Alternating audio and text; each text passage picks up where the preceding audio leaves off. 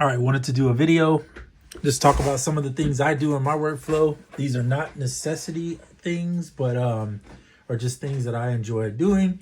And I do switch this up a lot, but lately on the iPad, as far as this goes, this has been kind of my workflow, especially on the mini, because I find the mini to be, excuse me, really good. But Logic right now, it's just not.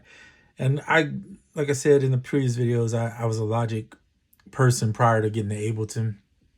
And I still think Logic is solid. And what they've done on the iPad is great.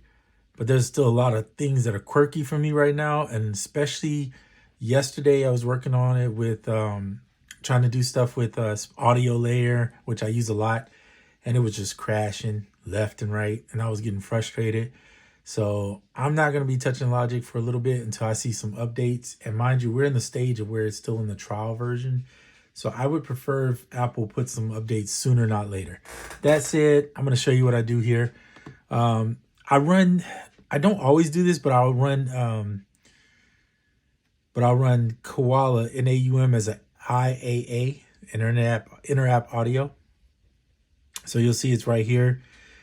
You can, if you want to run it as an inter-app audio, you just basically click here, and down below you'll see inter-app audio right there, and then you can do it. They have no state saving in this. So that means that if you choose to use this as this, you better make sure that you saved it. You better make sure you save in both locations. In other words, save here. I think you should do this whether it says that or not, because iPad and all these apps, because you're using so many different apps and things go on. Sometimes they just don't work right. They crash, they whatever. But at least if you have it saved, you got your work, you can always pull it back up when you need it. Make sure you save there and save up here too. Whatever you're going to call it. This one, I just put that because it was all I could think of at the time. But I always try to match whatever I save in here as the same thing so I can know. Okay, cool.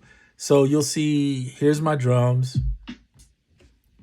Let me turn it up. Oh, shoot. Blow my eardrums out doing that. Sorry. So I have one perk. I will have these drums.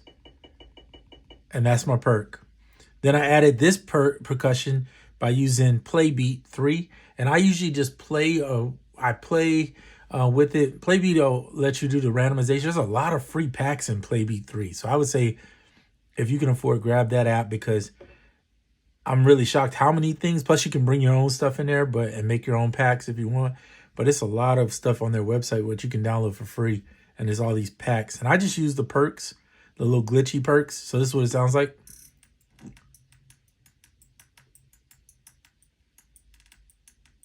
And so I just record a randomization of that and then just pick off what let me show you the sample.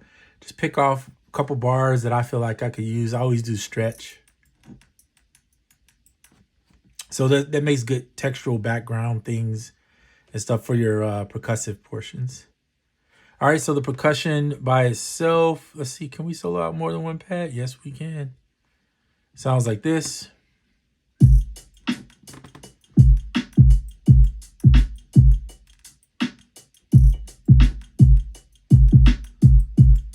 Then I added in the chords.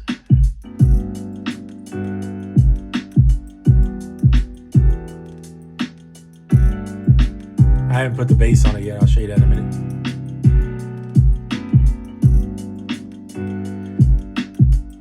So depending on my mood, which more often lately, I've been wanting to do more than just a 4-chord type song. So you'll see here I'm using, I got like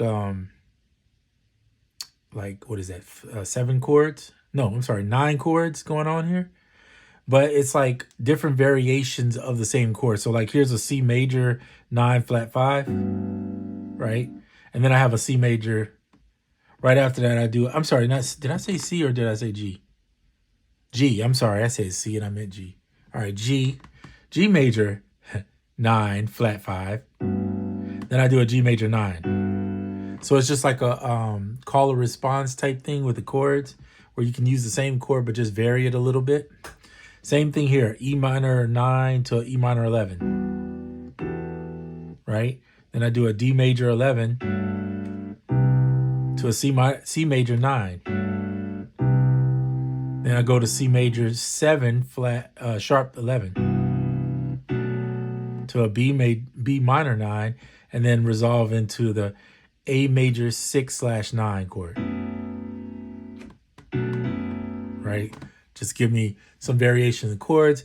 I know it sounds like a lot, and if you're watching and you're not big on theory, don't worry, I'm not the smartest guy, but what I do is I use scalar chords or whatever chords I can get my hand on. These are like from the prison packs or whatever.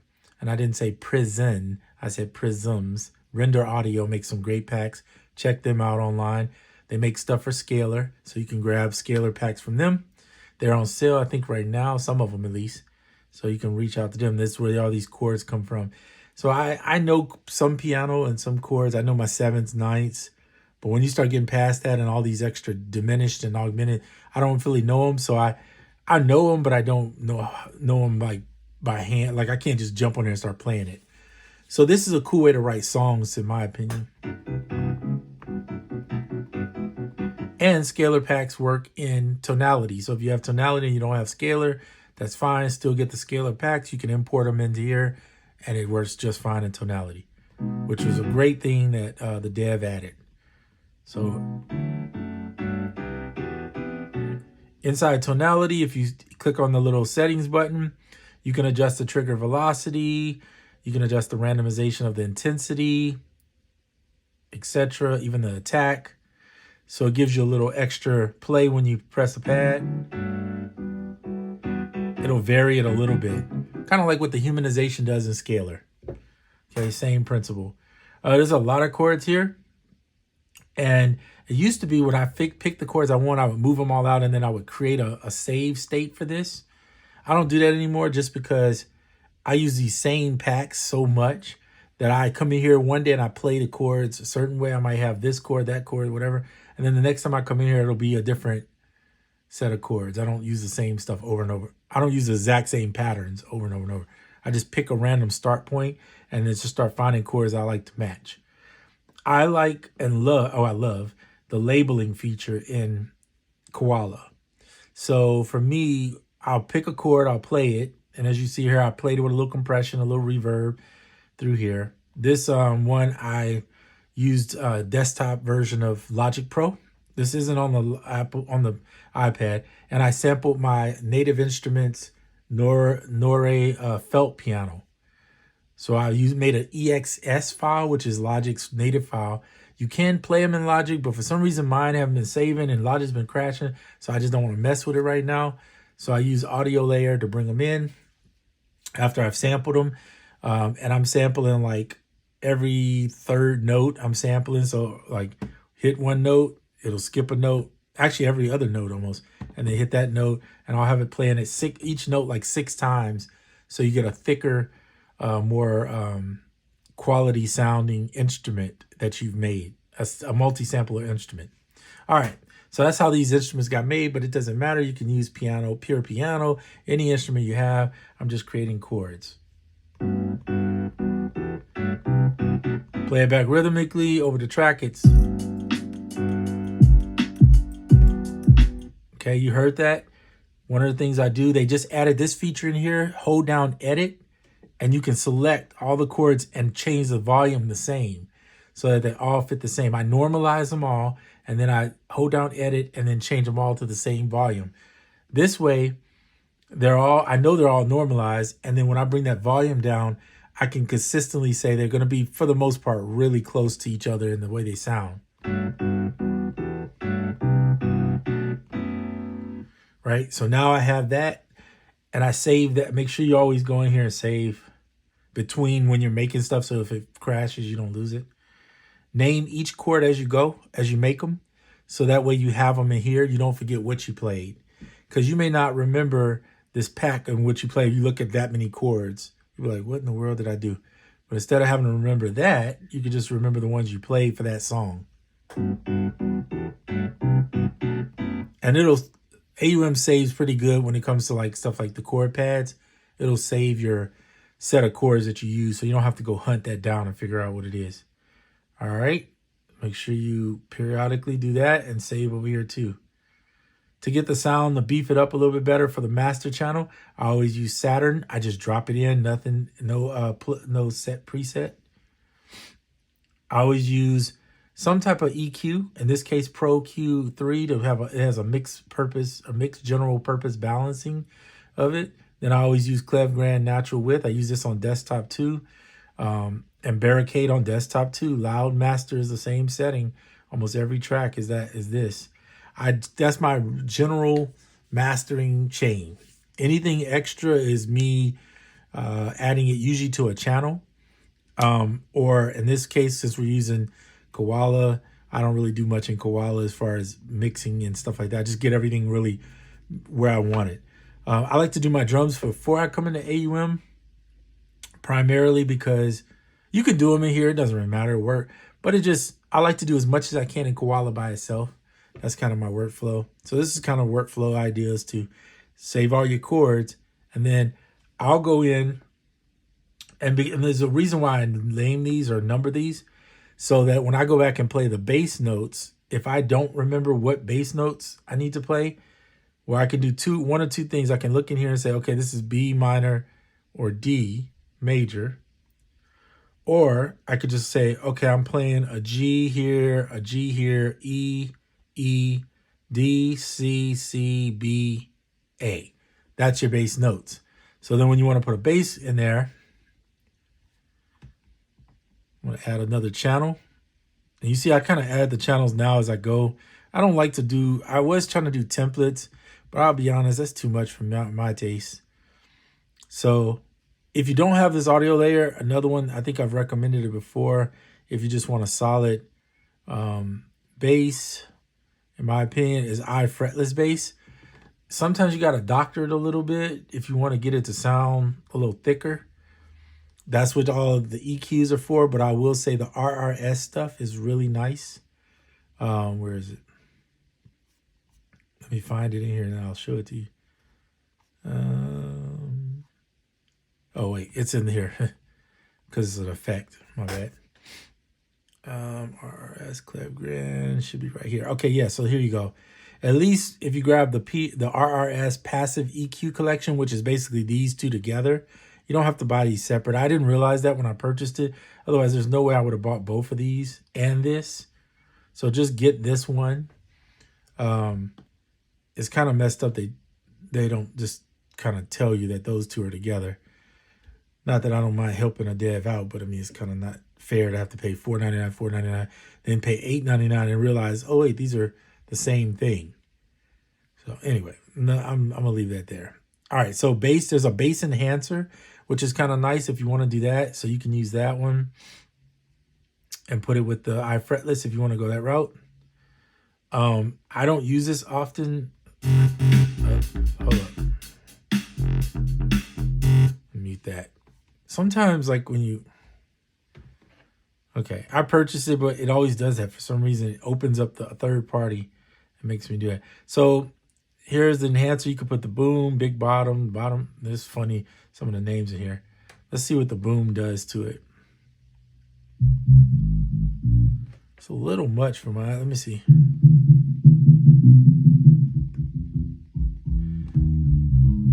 That's a little bit better. So use the light or the medium, in my opinion, if you feel like you want this bass enhancer on there. I'm not going to use that. I like compression on the bass typically. So I'm more prone to go find a good compressor. There's one that just came out. That's pretty good. There's so many compressors on iOS. I'm not going to lie to you. It's a ton. I use this one often, the Grand Finale. I wouldn't say get it, though, because I literally only use it for this bass cut through. When I'm trying to get the bass to cut through the mix, it kind of enhances it a little bit. But I'm not going to sit there and tell you to go get that. It's if you got it, cool, use it. But if you don't be trying to, don't buy that just to buy it. That's the only thing in there I personally like on it. And if you get it, you're on your own. I don't want to tell you to get it, and it's all right, you know. So I did a same thing with I have Trillion I use on desktop, which is my go-to for bass. So I did a auto sample of that one. And I have the jazz muted bass, which I like. But I also primarily use the Petrucci R&B bass, which I did like 3 octaves of that one.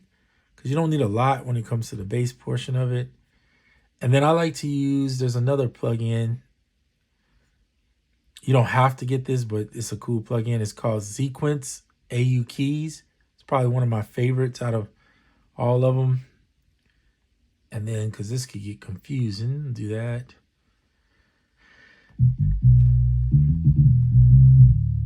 One of the things I like about this one is the keys are pretty wide. There's a pitch and modulation right there too. And the keys have the velocity. Have the little velocity setting in there. I wonder if I think you can make them longer too if you need to. Depending on your hands and what you need. I mean, don't have to be that. So the more they go out, you get a little more velocity room to go up or down the velocity, especially those black keys. All right, cool. So that's done. And then this is on slide over, so you can just slide it over and still move your... So you got to learn the chords, right? Which ones, but you don't really have to because they kind of tell you the notes on here too, which is another good thing.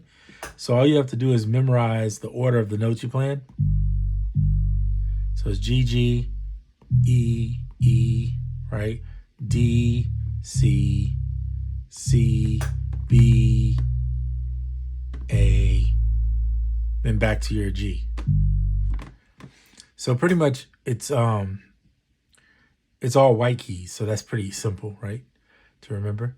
So then you want to pick a spot to play it. Now on the bass, sometimes I'll do individual notes and just put one in if I feel like doing it that way. Sometimes I'll play it in directly if I'm trying to get the rhythm. In this particular case, I'm going to just play it in one time and see if I can just lock it in. So I don't have to do each individual note like I did for the keys. I only did that for the keys because I wanted to play it in and be able to control how long the chords linger and whatever, if I decide to switch it up. For the bass, I don't mind just playing it in. So I'm going to just use one of these notes to play it in. So I have to let it cycle through one round because the count in doesn't always match up properly, so I don't want to deal with that right now. So it's an 8 bar. It's technically 4 bars, but whatever. We'll let it go 8. Then we'll start playing. Ready? Here we go.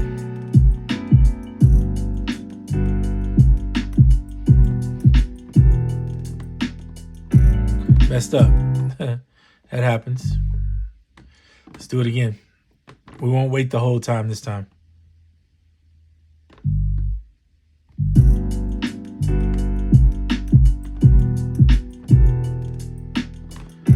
Of course we will. Messed up again. It happens. You just got to memorize the notes. E, D, D, C. That's right. All right, here we go.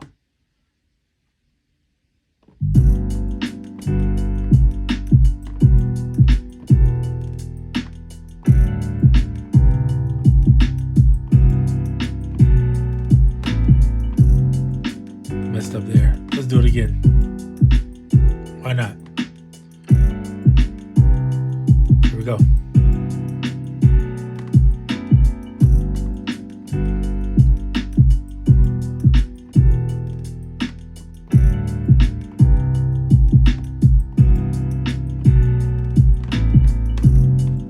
All right, perfect. Not perfect, but good.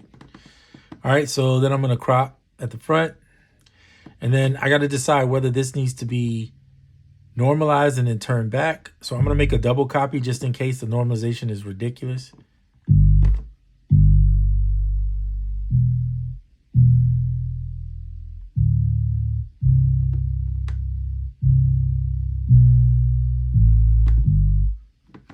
All right. And because I played that extra note, I always know to zoom in.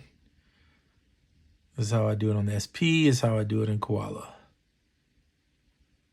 Boom. You can zoom in even further if you really want to get.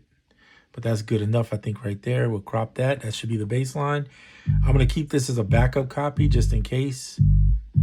Boom. And then we'll use this one. Then you should be able to go in when you do that and just lay it in there. Koala, I'm sitting here just pressing stuff. By the way, my hands are fat, like when it comes to doing this too. So sometimes it is better to just go ahead and use your pencil tool, make it quick. Boom. Now let's just check and make sure it lines up.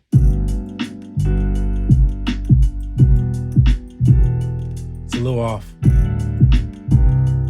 All right, I know what I'm gonna do.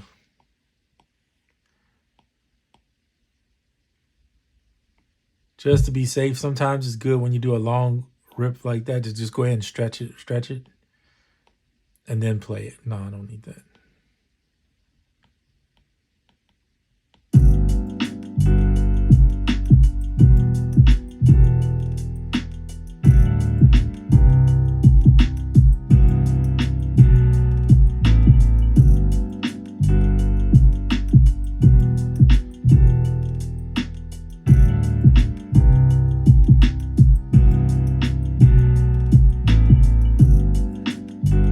Yep, so there you go.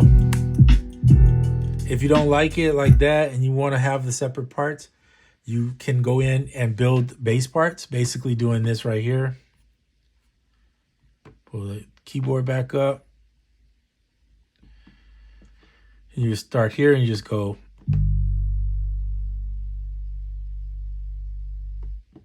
Okay, there's a bass note. That's your G. Label it G. Right, and then go ahead and I always say normalize it at that point. Just pull it back a little bit. That's good. Okay, then go ahead and do your next note. And you don't have to do double G's unless you just want them to sound a little different. So you could change the velocity. You could just go.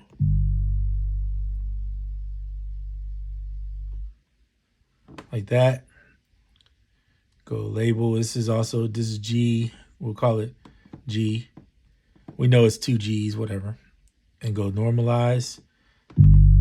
Pull it back.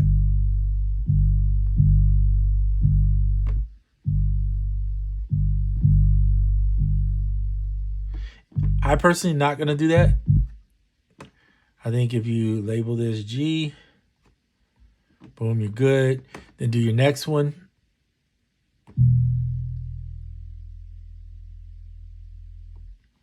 Okay. Go ahead and normalize it. Label it E. Now, this seems tedious.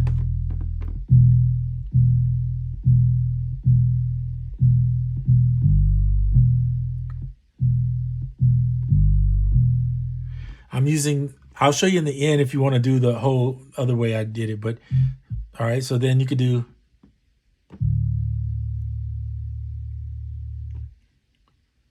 I don't like that one. I'm going to do it again.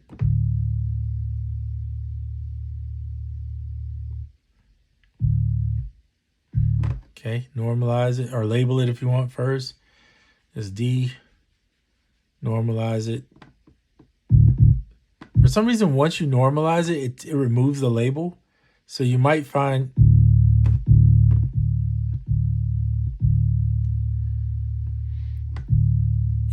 it better just go ahead and normalize it first, then label it. See? I don't like the way I did that one.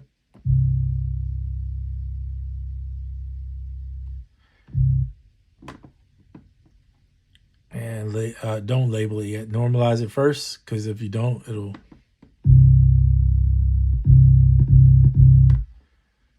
Go ahead and label it now. This is C.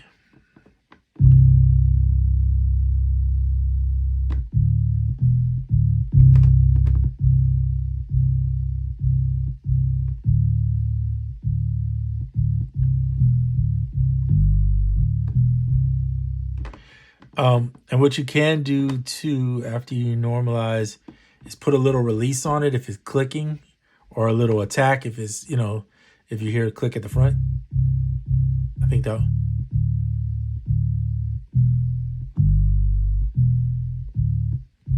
That's C, and then the last, you got to do B and then A. So here's B.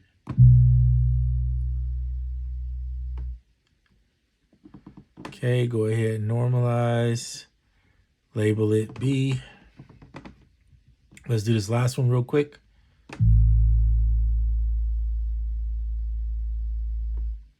There's A, normalize it, and we'll label it. Boom.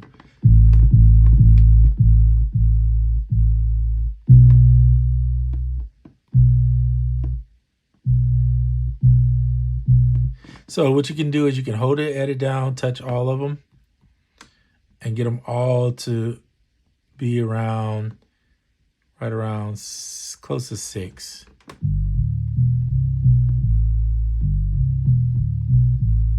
So now you have your bass sounds. Now this is a little more work, but the only good part about this is that you at least have all the sounds built in now. And so when you go ahead and hit save, now you don't have to go wonder what did you play. You have all the bass lines. I'm going to take that other bass out just because it's not that it can't work, but if I'm going to record this one, I want to show you the difference. All right, so here we go. So let's press record here. And then we're going to press record here or play here. And we'll catch it on the since it's 4 bars, we'll catch it on the 5th bar. And we'll play in.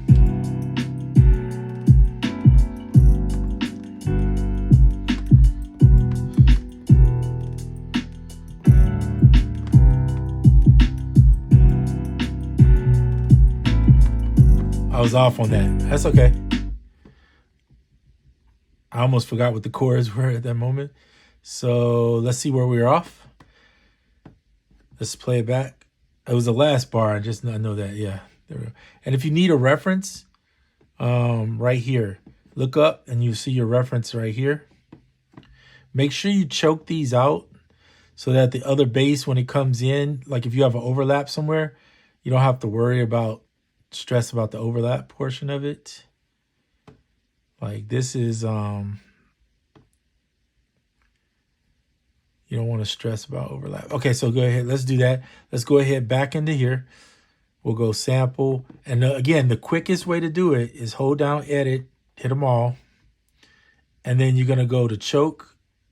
And we're going to put it on 3 because I think I put the keys on 2. So now it should be on 3. Hit the edit off. Now they're all choked out. So that's super simple. They made Koala. So Koala just keeps getting better. I love it. All right, so let's play it and then see where we're at.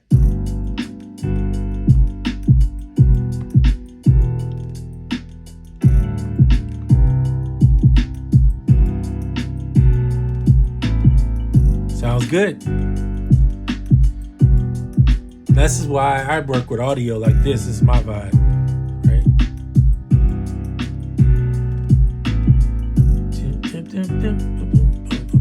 Nice. So check this out.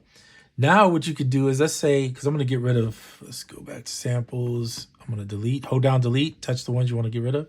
Like that, boom. So now what you have, and I'm going to go ahead and save again just to be safe. So what you have here is if I want to go back to this song and make a maybe a bridge, I can start with different chords.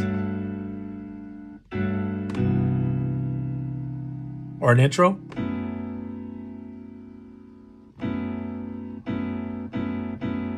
Whatever, you can use different chord because you have the chords broken up for you to go back and play again. So that's kind of cool for a good reason to do this. It seems tedious, but once you get used to it, it's not that big of a deal. You can put your bass on one of these. You can put your chords on C, right? Bass on B if you want. Drums on D or A or whatever you want to do, just to have them spaced out so you know where they're at. And then it won't confuse you when you go in these lanes in here and you're looking at what you played in. You can see, okay, yeah, the C section is for that. The B section is for that. The A section is for whatever, drums or however you want to do it. And they're all spaced out pretty neat. And you'll notice, yeah, I didn't play the bass right on the 1. That's okay. I prefer not to have it play exactly on the 1. I'll play it out without the quantization. I'll play it to your ears till you like it. If you need to quantize something, then go back and quantize it later. You don't need to worry about that because music shouldn't be everything etched unless you're doing certain style, maybe like EDM where it tends to be that way. But